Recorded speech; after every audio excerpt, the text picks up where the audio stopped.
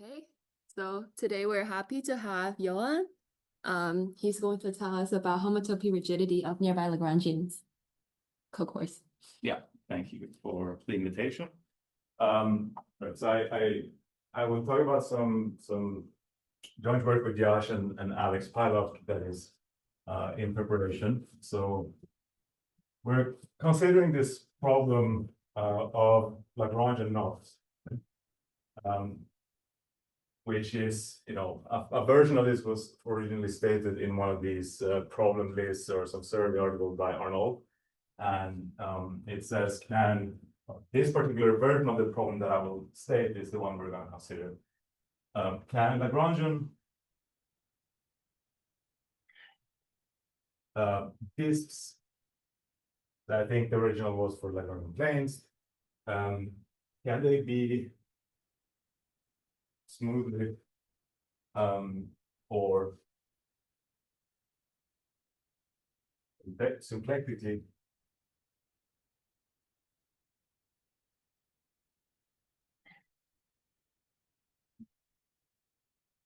unknotted, and let's say, at a red boundary. So I'm just writing in symplectically in parentheses. I'm going to consider the smooth version of this problem. And so the original problem was something like you have a ball and you consider kind of Lagrangian plane that kind of outside of the ball it looks extended at infinity, and then you are asking whether the kind of embedding has to be isotopic to the standard plane inside the ball. And so there is some work on this by Ashberg and Ashberg in dimension 4 for Euclidean spaces. So we are going to study this kind of problem in a version of this problem in Weinstein manifolds. So we're going to consider it in high dimensions.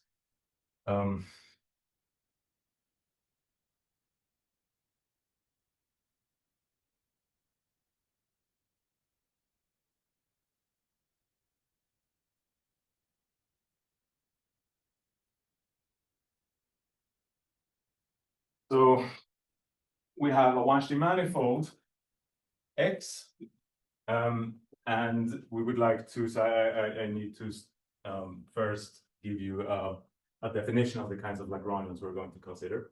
So we are going to consider a Weinstein manifold, which comes with a choice of decomposition into a subcritical part, X0, and some collection of critical handles.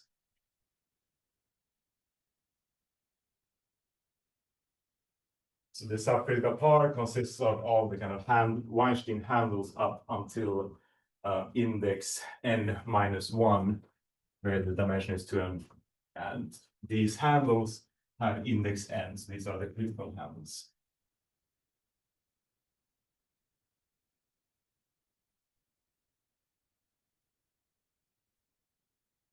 Okay, and they're attached along some Lagrangian link. Okay. In the contact boundary at infinity of x0, so that's Lagrangian.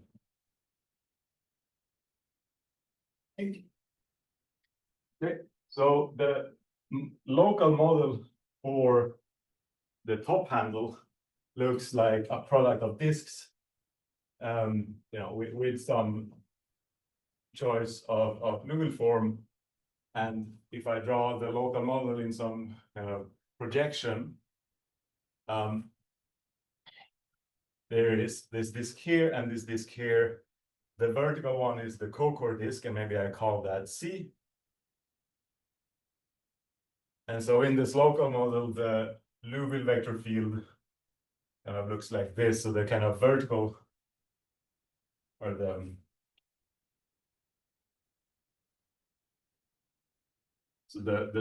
boundaries at the top and the bottom are kind of the positive boundaries of the cobordism, and these two left and right ones are the negative. And And we have this cocore in this local model, which basically looks like a cotangent fiber, and well, it is kind of the disk over zero. And you can also kind of shift this off itself a little bit to another disk that sits over some other value close to zero, and that I will call C epsilon, and C epsilon is what I will call the shifted or a shifted cohort.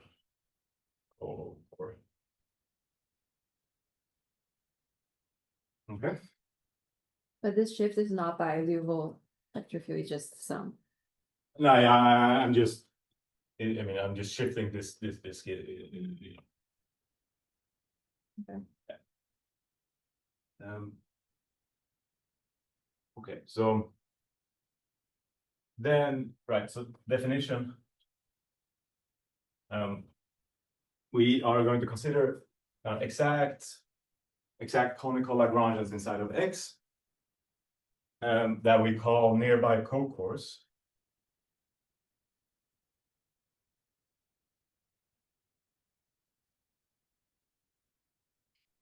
Okay, if so this is if L is exact,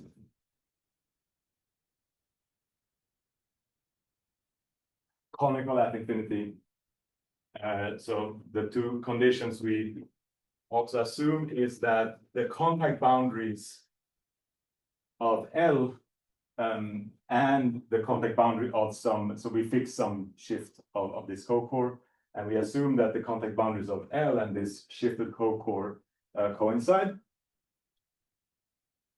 And then we also assume that L misses all the cocores, so all the Lagrangian cocores.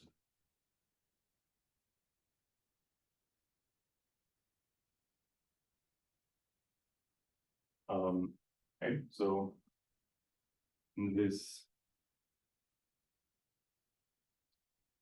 let's try the orange one. So we have some kind of Lagrangian.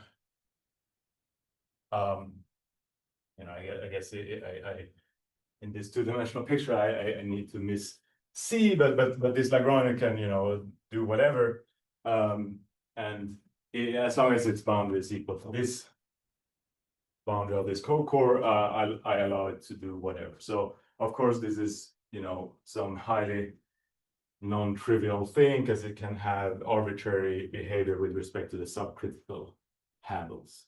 There's kind of a priori nothing we can say about these things. Okay, so the kind of the main example, if you don't like to think about arbitrary Weinstein manifolds, so if you just think about cotangent bundles,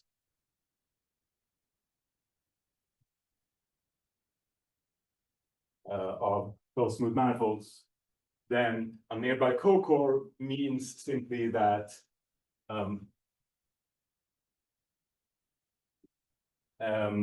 L should coincide with the boundary of a fiber, and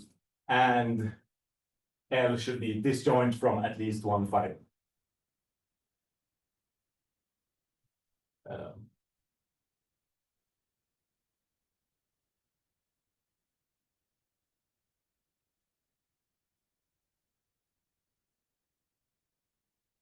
Sorry, whenever you say intersect, you mean intersection 0 for both? Oh, yeah.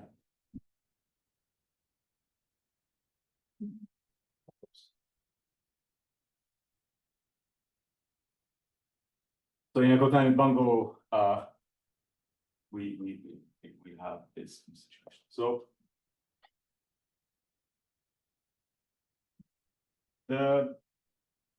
before I state some result, the reason I think, I mean, the thing we would like to say somehow is that such Lagrangians, they should be, maybe it's I don't know if it's a conjecture. You can ask whether such Lagrangians are Hamiltonian isotopic to the fiber, because they kind of look at it like the fiber at infinity, and inside they can do whatever. And so you're basically somehow asking if it's symplectically unknotted in the sense that it can be isotope to this standard in this case, the standard shifted cocore or the standard fiber in the cotangent bond. So in that sense, these are the kind of generalizations of these kind of Lagrangian, in this case, disks that you ask to be unknotted. And this assumption about missing some fiber, that is, if you would like to achieve some kind of result that says that L should be similar to a cocore or a fiber, you better assume this, because otherwise you can take some, here's some example where this condition, well, it's obvious that it's crucial. So if you just take a fiber union, the zero section, and you take the kind of Lagrangian surgery, so this is kind of the smoothing of fiber union, the zero section, then you get the Lagrangian, that coincides with a fiber at infinity, but it intersects all the fibers. In this case, we of course have no hope of ever proving that this Lagrangian is, in any way similar to the cocore, because it's not true, because you can just project and you see there's a degree 1 map to the zero section. So that makes it not isotopic to the cocore. But the idea then is that, well, if you then assume you miss at least one fiber, can you do that?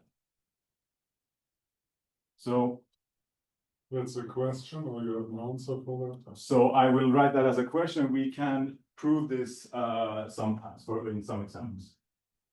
And what are the proofs like then? By bare hands?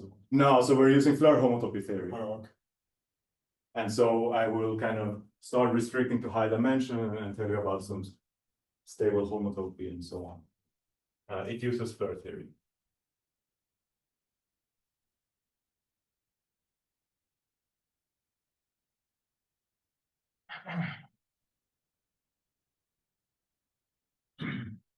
Yeah, I'm not sure what we can do by sort of with bare hands. Yes. Well, some such reflection. Yeah.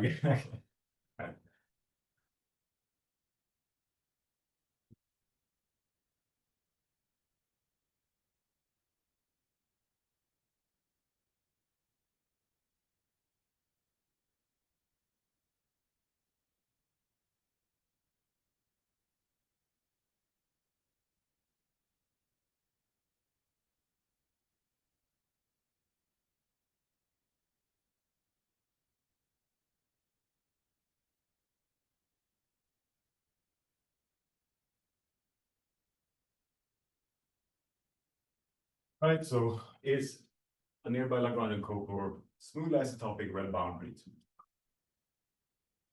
So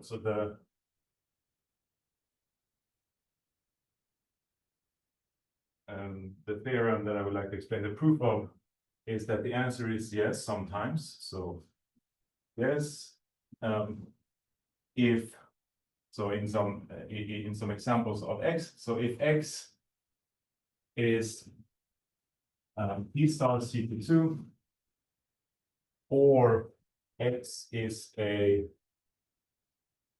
so this tree tumbling here is, you can ignore it if you'd like.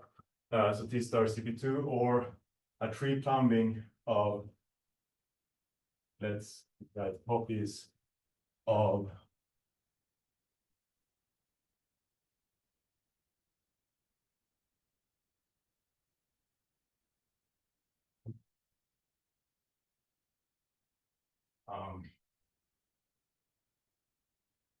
T star Sn minus k times Rk, or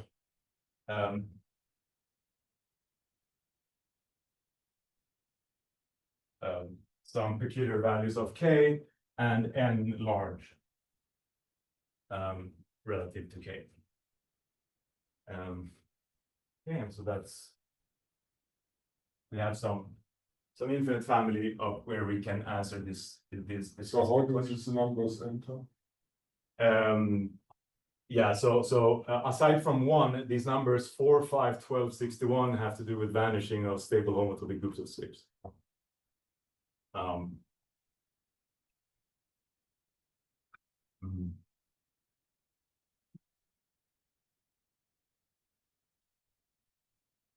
So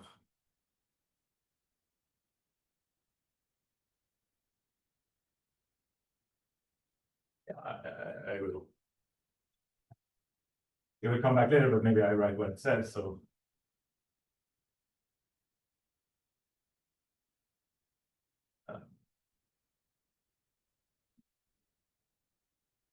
I mean, of course, there's more to the proof, but this enters at some point. Okay, so this kind of problem with these nearby Lagrangian Cocores. I mean, we are not the first ones to kind of formulate in cotangent bundles. This was considered before. So there's some result by Ekholm and Ivan Smith, where they proved it for T star Rn, where n is at least 4. And so I think technically in this theorem, I can do tree plumbing of copies of these guys. I can also take copies of T star Rn. I can also take copies of T star Sn and add this into the plumbing, but it's the statement is slightly more messy. So this is kind of the more new part. But yeah, the plumbing is also. So they proved it for T star Rn in high dimension. There is also some results in dimension 4.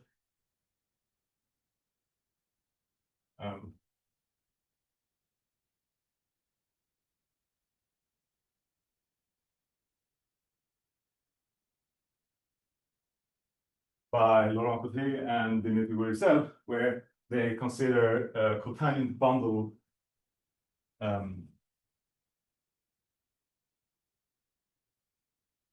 they consider cotangent bundles of Riemann surfaces, but they also prove the symplectic version. They prove that nearby Lagrangian Cocores are Hamiltonian isotopic to the core.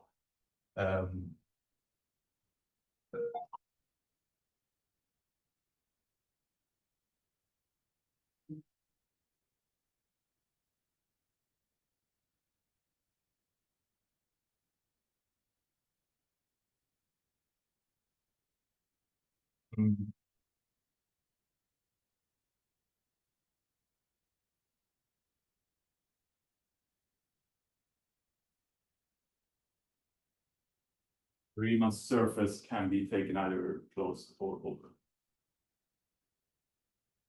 And so that was.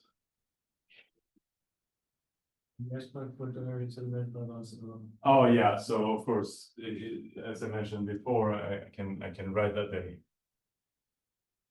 they did it in T star R4.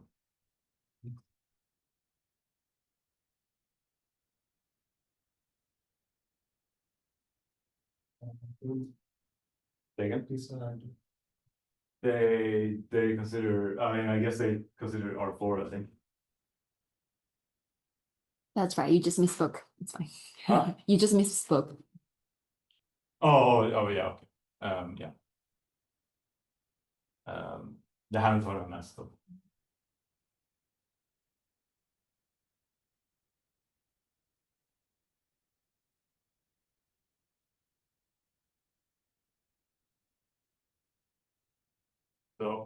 So this is kind of we have some cases, at least one infinite family, where we can prove this version of the equation. So there is a general theorem that implies this, which it's answering kind of a slightly weaker question, or I guess much weaker question. I will state the more general result that we have for.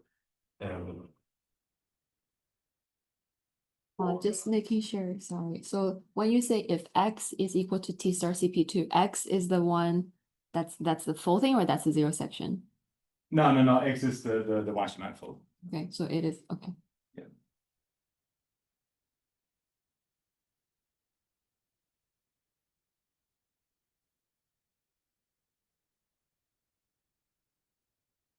Yeah, so if you have a Lagrangian here that coincides with a fiber at infinity and misses one other fiber, then it would be smooth isotopic to the fiber. rebel, and also in the complement of the mystifier.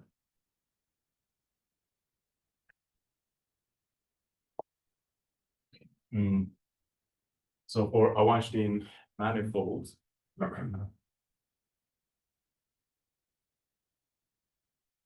so our theorem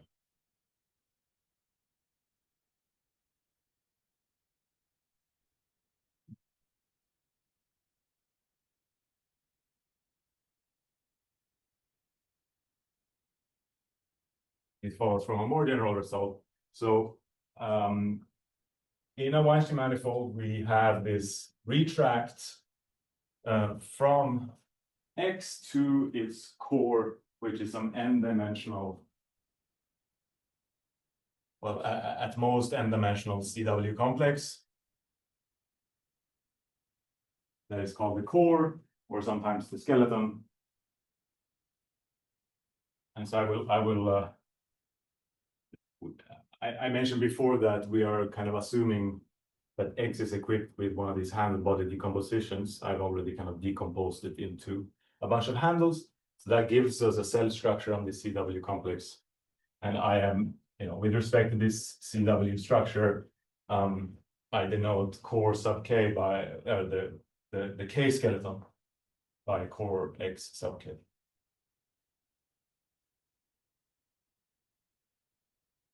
So now for nearby Lagrangian Cocores,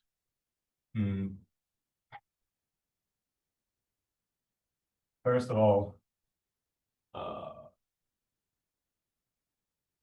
I think I didn't write it here, but the C underline is the union of all Cocores. It misses all the critical, the Lagrangian Cocores. So this, when we restrict this retract to the Lagrangian L, you can homotopy it to kind of go down to the next. You can basically homotopy it away from the top cells in the core. So I restricted to L goes to the n minus k skeleton, where n minus k now is kind of the top. I mean, it's the subcritical part. I can basically homotopy it away from the top cells by this assumption.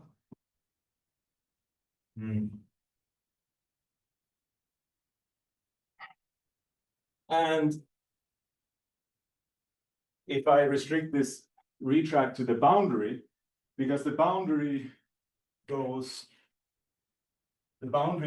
to something that is very close to being a cocore.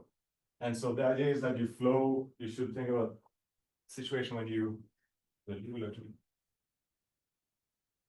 and this is the cocore. The projection when you restrict to the boundary and you flow down away from the top handle, you will land somewhere where your image is contractible. You could imagine that if you were to project the boundary of the actual cocore, because it's tangent to the vector field, it will project to a point. But if you project the boundary of a shift of this guy, it will be null homotopic.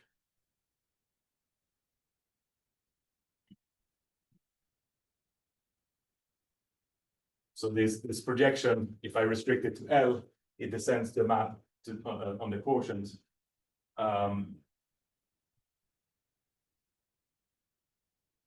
Like this. Oh yes, I forgot to write n minus k is like top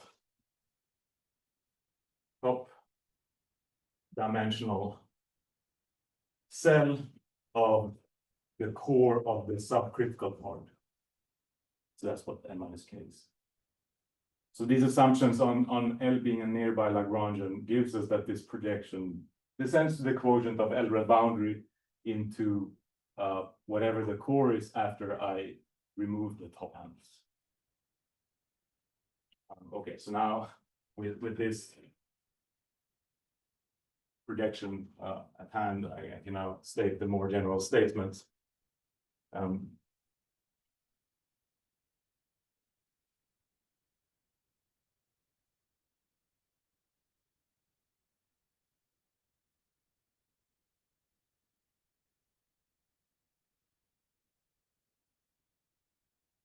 So k is greater or equal to 1, and n needs to be assumed to be large relative to k. And then I have a technical assumption on x, and this is that x is stably polarizable.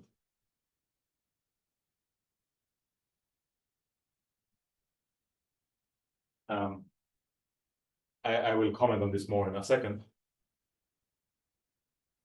And okay, I can take a Weinstein sector that this doesn't matter so much. But I have this technical condition, x being stably polarized or polarizable. I will comment more on this soon. This is simplifying to make this statement clean. Otherwise, I have to replace it with some more technical condition that I don't want to explain.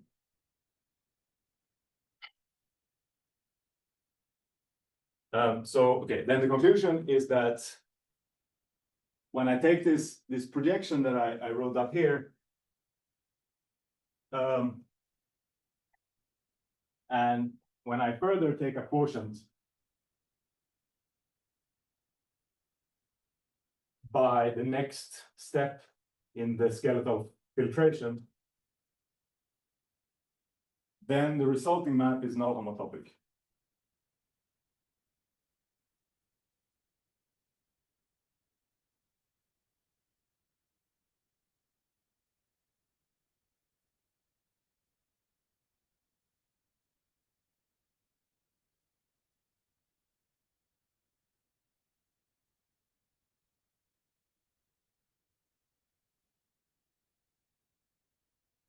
So this result tells us intuitively that if you take this nearby Lagrangian Cocore and you take the projection rel boundary, from the point of view of the core, you can kind of homotopy it away from the n minus k handles. So in the skeletal filtration, we can kind of homotopy it away from one more step. One step.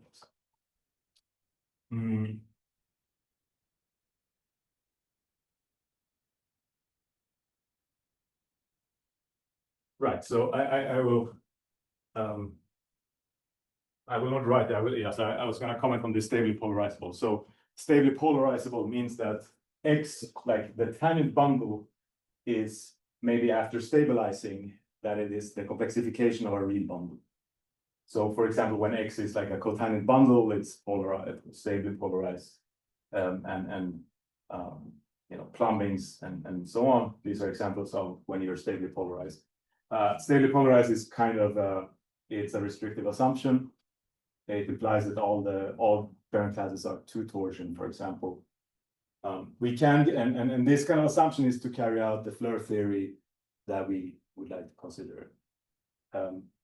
You can, as I said, you can replace the stably polarized assumption by something weaker, but it's more technical, and I don't want to explain it. Oh. So that's the theorem. I will explain how this the idea of how this works, and then how it implies these two results I mentioned.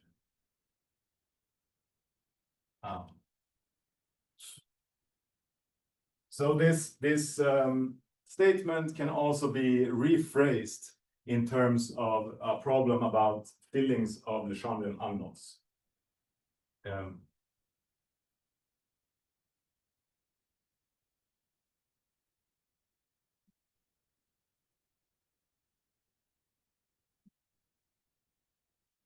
So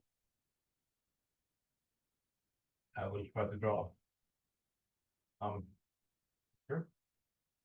Sorry, here is x, and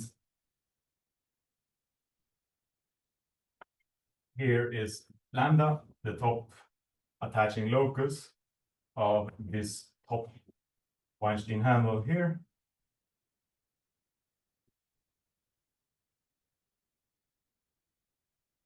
So we have this cocore C, and then we have this other shifted cocore sitting next to it. And then we have our we have this shifted cocore, and we have this other nearby Lagrangian Cocore L that go down in the subcritical part and maybe link with other handles and whatnot. So because L is disjoint from all the top handles, sorry, it is disjoint from all the Lagrangian cocores, you can flow down with backwards Liouville flow.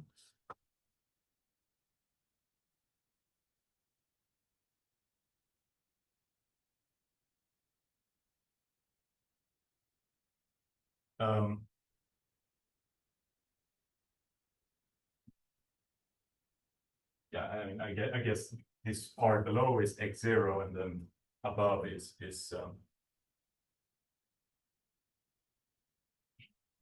cotangent.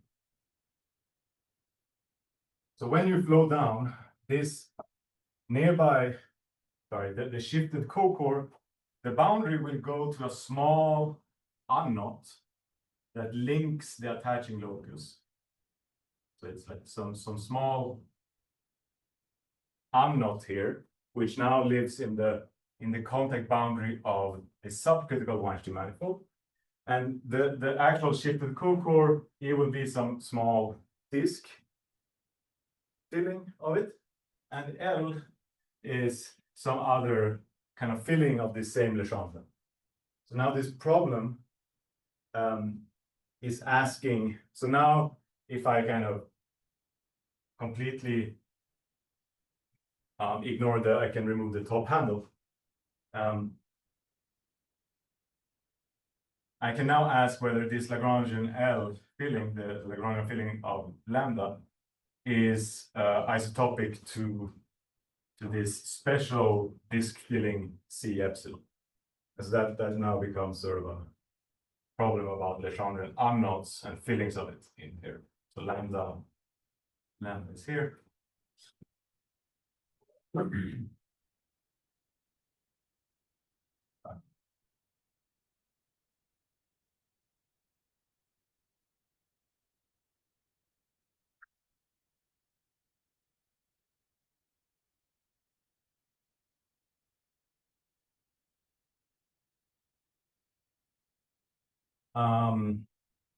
So lambda, yeah.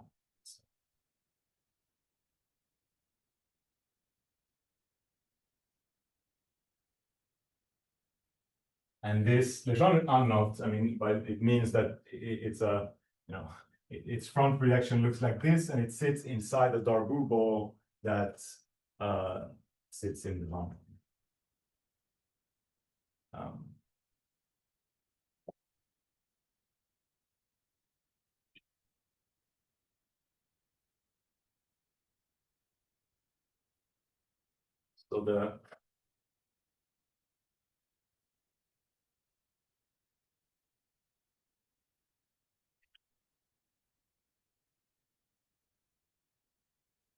So because of this, from now on, we're basically just going to remove the top handles from this picture.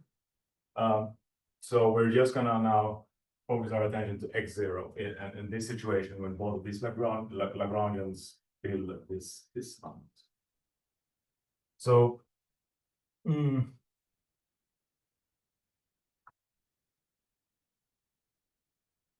Well, what's the relation between X and X naught? Sorry. x0 is the subcritical part. Okay. So x is obtained by taking x0 and attaching some critical Weinstein handles. Okay.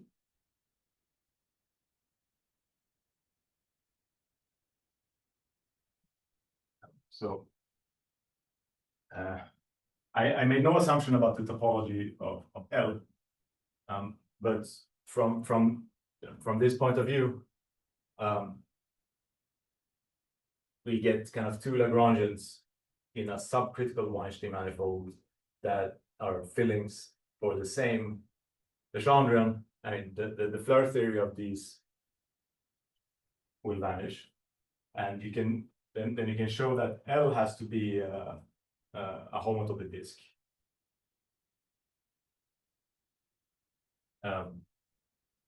This, I mean, I guess you can say you compare Floer homology of these guys and the Floer homology of the disk.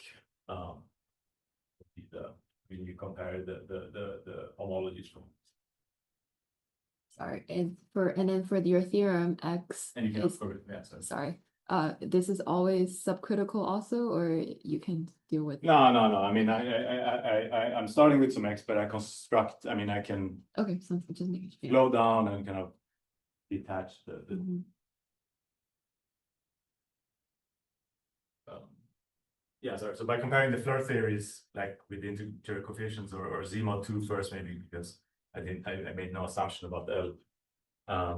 You eventually show that L has to be like a homology disk, and then because these guys are fillings of a Lagrangian that we know a lot about, you can actually show that it has to be simply connected, and eventually you can say that okay, it has to be a homotopy disk. I'm sorry. What if there are multiple critical handles?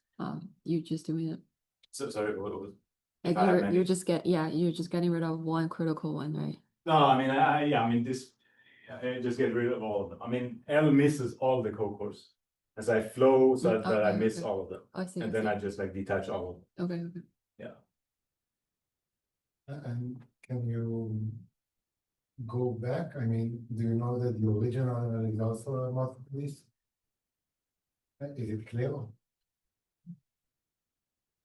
Yeah, I mean, I guess I'm just flowing with glue will flow, so I can. But you do some kind of limits. I mean, is it clear that you can flow back to physically? I'm flowing. I don't think I'm taking a limit. I think I can flow. I think I can flow finite time so that I'm disjoint from the handles. I don't flow all the way. I mean, I'm flowing so that I'm flowing so that these guys are like disjoint from the from the actual top handle. And I think that can be done in finite time. I think there should go back essentially.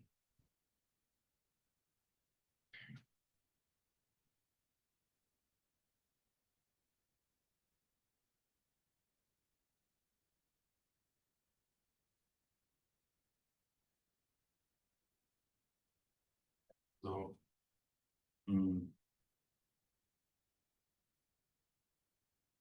so then I will further modify this picture. So I will now attach a handle, but I will attach it on the boundary of this. Sorry, I realized that I called lambda two different things. So this is maybe lambda 0. Lambda was maybe the attaching locus of this guy. Lambda 0 is the unknot. And I will attach now a handle on the boundary of lambda 0. So now we attach a handle on this guy.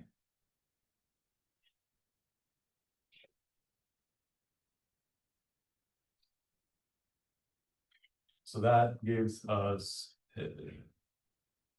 we have this picture.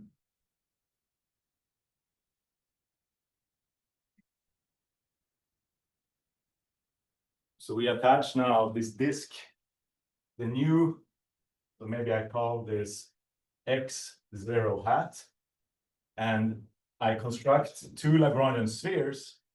They're spheres because now, well, okay, homotopy spheres. By attaching this, I get this core disk. When I attach this handle, I glue that onto this disk C epsilon, and I glue it on the boundary of this other homotopy disk L.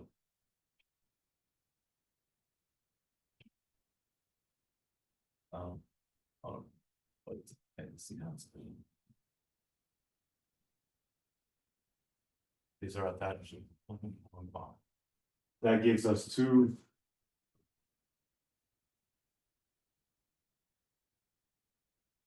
Well, okay, one of them is a disk, but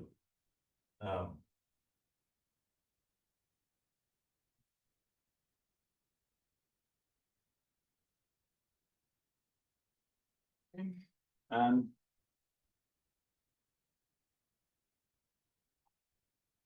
inside of this manifold, I have this new cocore that I call F. And this new cocore F, because now there is only a single Weinstein handle. So this cocore F is a generator of the Foucault category.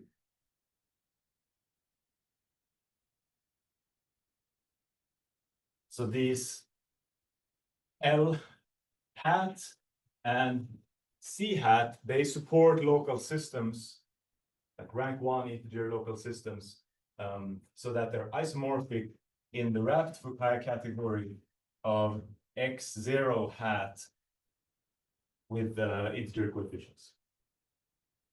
I mean, because both of them are compact and they intersect this cocore in the same way.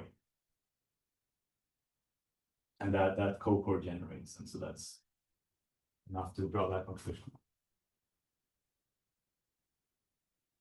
So now the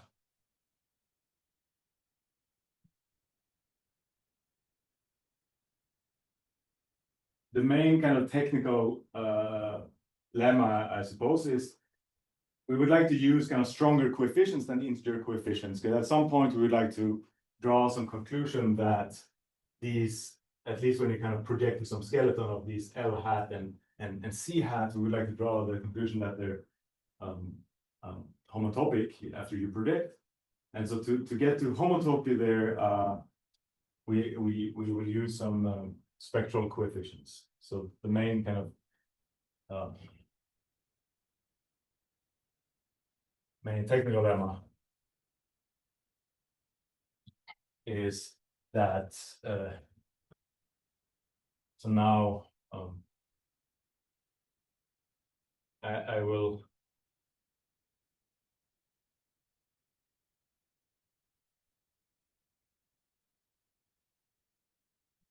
there's objects.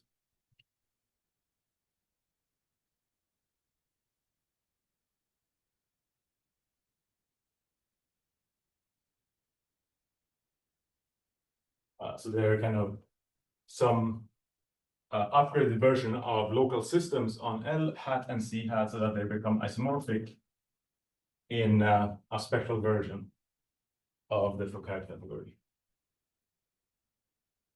And so there's some fancy coefficients here. I will tell you what they are, but I will not worry so much about them. So May I ask quickly? I thought is C epsilon the boundary of L? C, epsilon, and L have the same boundary. Yeah. Oh, sorry. So C epsilon is another filling of the L lambda knot. Yeah, Okay, yeah. It is like this small disk filling that comes from this cocore. okay. Yeah.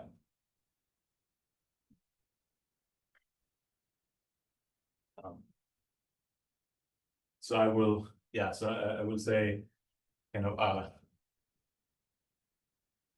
one word. I mean, not gonna say anything about it really, but so there is this spectral version of the Foucault category that was developed recently by a bunch of people. So here R is a commutative ring spectrum,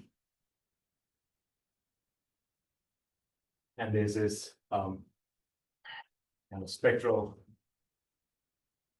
lift of the kind of Donaldson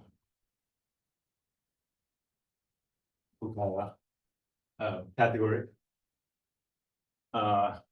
I'm very happy to talk more about this. I will just I mean, that's what it is, and I will give some references. So we define this in our paper that is on the archive. It was parts of this was developed by Tim Large in his thesis, and there's a bunch of work on it by Portelli and Smith, where they also define a version of this category. And now R in this particular case here is related to the orthogonal, so the stable orthogonal group. So O is the direct limit of this chain of inclusions of the orthogonal group. And you take this direct limit and you get this stable orthogonal group. And this OK plus 1 is K connected cover of this. And this M means I'm taking Thom spectrum. So this is the kind of Thom spectrum of this. And the classifying space for this, whenever K is, yeah, so let me write that. So whenever K is 0, this is like the oriented Bordism group, or the homotopy groups of this spectrum is. So like O of 1 is the stable special orthogonal group. O of 3 is the spin group, and so on. And so homotopy by this Pontryagin Thom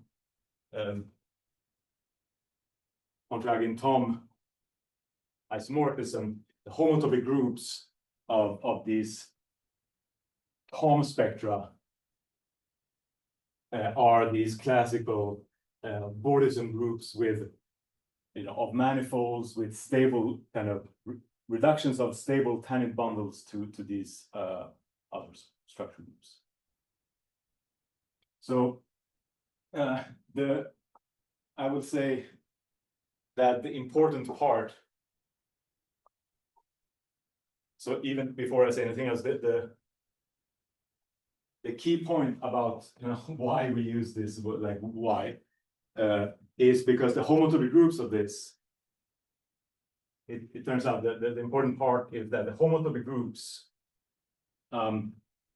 when I is, I guess, between 0 and maybe K, happens to be the same as the stable homotopy groups of spheres. And this spectrum is kind of easier to work with than the sphere spectrum. So this is the homotopy groups of this sphere spectrum. So the sphere spectrum is much more, so we don't know how to put the sphere spectrum here for some technical reasons. But for our purpose, this is okay. And this is basically the point. We would like to work with the sphere spectrum, but this is fine because we will care about eventually these homotopy groups in low dimension. Yeah, so working with this spectra allow you more examples. I mean, not the main examples still work over sphere spectrum. OK plus 1 allows more examples. Yeah.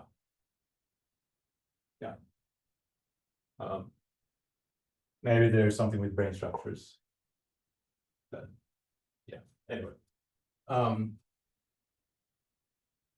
So we're using this spectral version of blur theory that is related to stable homotopy.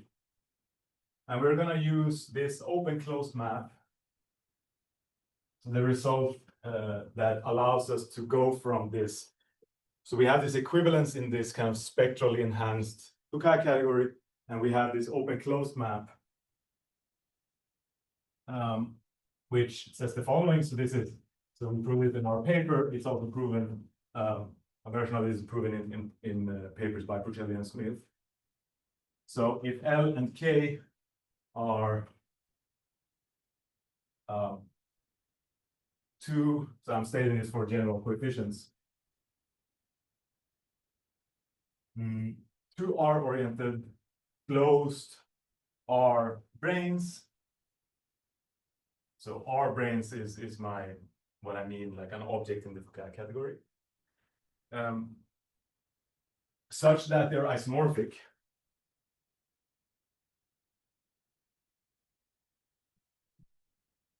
With these R coefficients.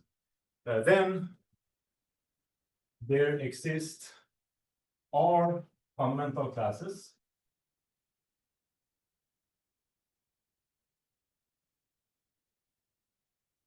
on L and K, such that their Borisum, or I guess generalized homology classes, like the fundamental classes, agree in the generalized homology of the eigenspace space.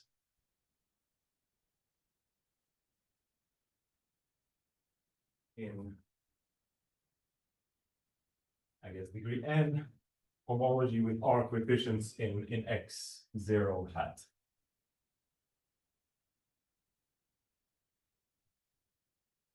Okay. So now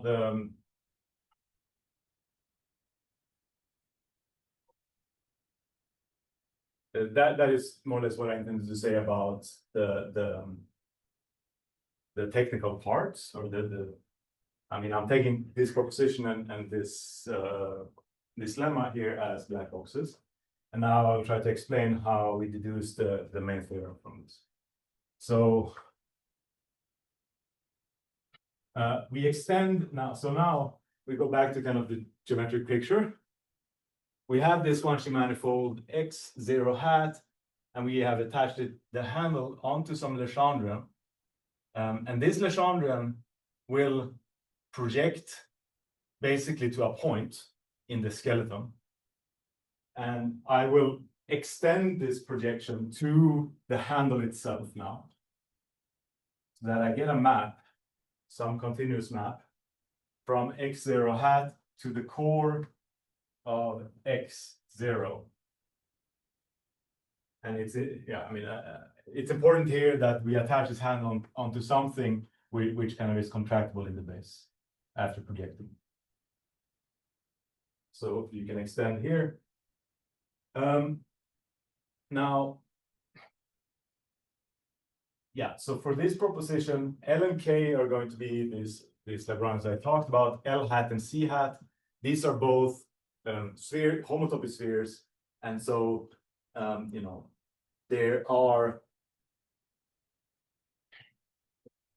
we can equip them with orientations over this Thom spectrum. And so like stably, the structure group of the tangent bundles lift to some unique tangential structure. There's a unique, homotopically unique reduction of the structure group because these are high dimensional spheres. So with these assumptions that these are n-dimensional spheres and n is kind of sufficiently large, you can upgrade the structure group of the tangent bundles to belong to this group OK plus 1.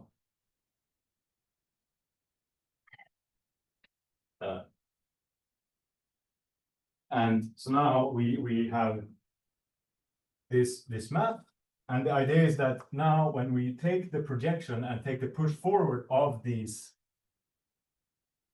fundamental classes, so we have some unique orientation on these spheres that gives us some fundamental classes, and we take I'm going to remove.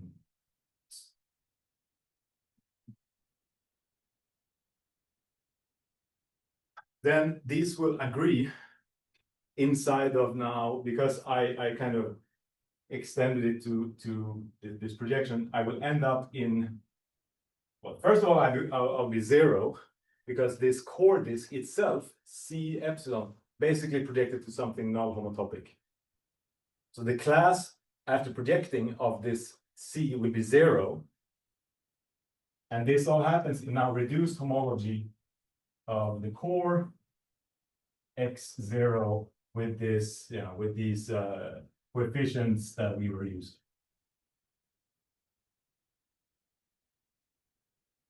So this is as I was trying to say over here, like biatom isomorphism, this is some kind of Borison group associated to kind of tangential structures with this structure group OK plus 1.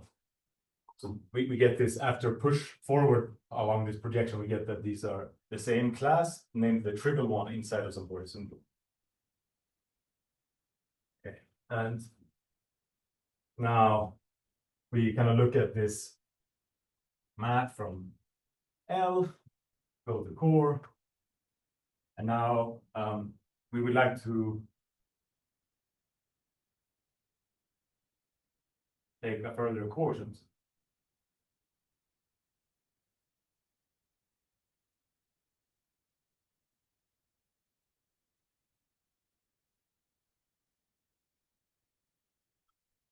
So this is, just to be clear, this is n minus k dimensional by assumption. It's the CW complex. Means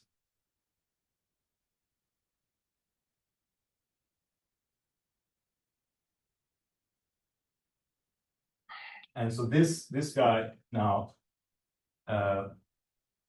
this is some wedge sum of, so this is equal sign. This is some wedge sum of spheres of dimension n minus k. And this guy is a sphere, homotopy sphere. And so this map that we're interested in this case, it's a map from homotopy sphere into some wedge of n minus k spheres. And so, we are in a dimension where n again is greater than y is k plus 1 or equal to. So if we take this sum, these summands of the wedge sums, we can look at kind of summand by summand. So this is the quotient map Q, and this is pi. So if this map is not homotopic for every component, this is equivalent to the map we were originally interested in being now homotopic. So we're going to go to each summand and look at this map into here.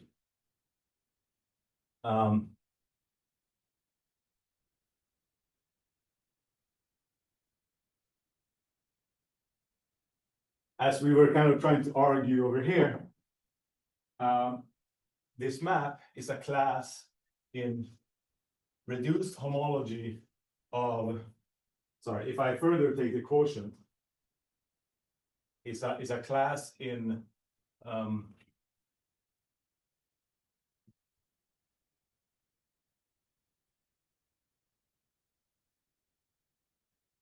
this is 0 in this homology group, and this is nothing but kind of HK, because this is reduced homology of point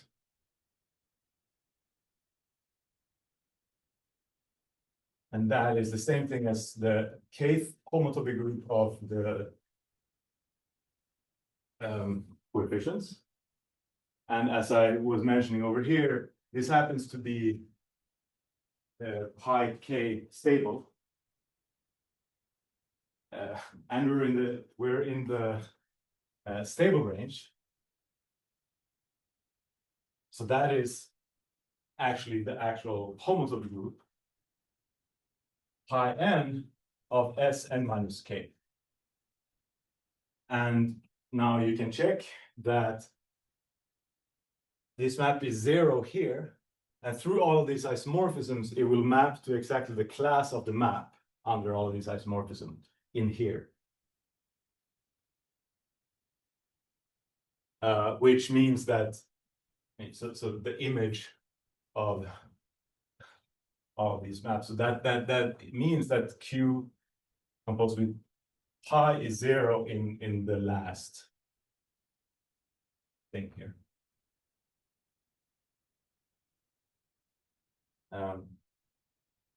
So that is basically the idea of the proof of this main statement. So we use this Floer theory to prove that these classes agree in some Bordison group. And then we end up being maps of spheres, and we can translate to some actual statement of homotopy groups because in some stable range. So these are the assumptions that we're in high dimension.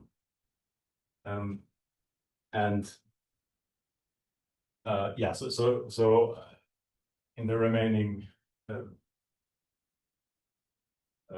1 minute, I will explain how this works for T in this special case of T star CP2. There is not much extra to do.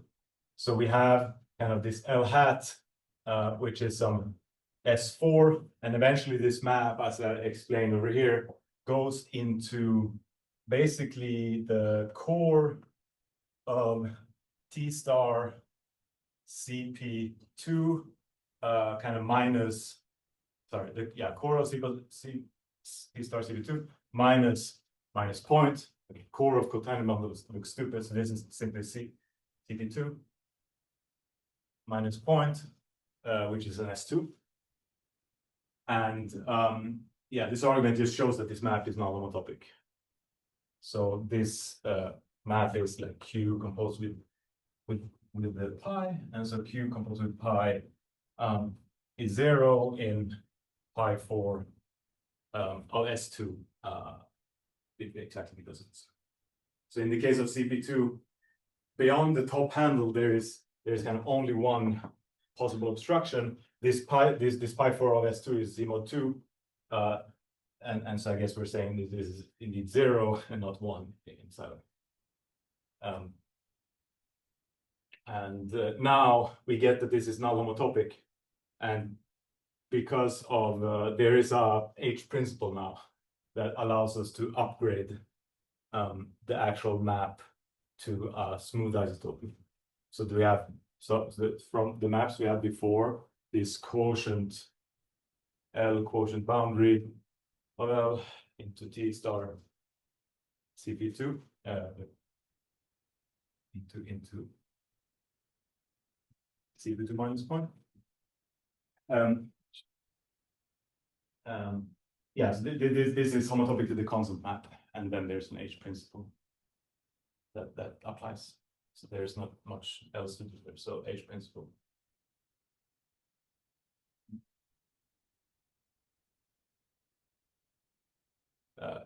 Gives isotopy. So that in this case gives that the fiber, the nearby fiber red boundary is smooth isotopic in the complement of the fiber upstairs to the fiber. Okay, but that's yeah. So in the case, this other case with T star Sn times R is very similar to here, except that there's one extra step where we first kind of unlink it from the top handle of the subcritical part, and then there's one more step, and that other step will give a map in pi k. The next step will correspond to a map in pi k stable, and I had some assumption on k, so that this homotopy group vanishes, and so I can push it even beyond that. But yeah, that's a good place to stop.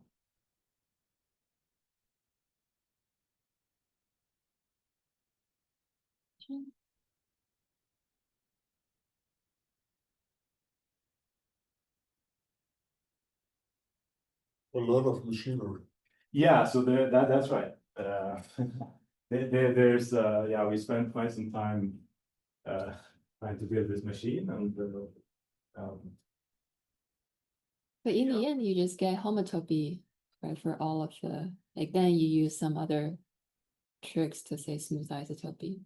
yeah, well, the only trick is you refer to some H principle in all these papers by Hafliger from the 60s. It's some you have two homotopic maps, and that is sufficiently connected, and then there's like if the dimensions satisfy some inequalities, you can upgrade this to isotope. Mm, And so you check these dimension bounds and okay, but okay. I'll ask that later. All right, let's think. Any other questions?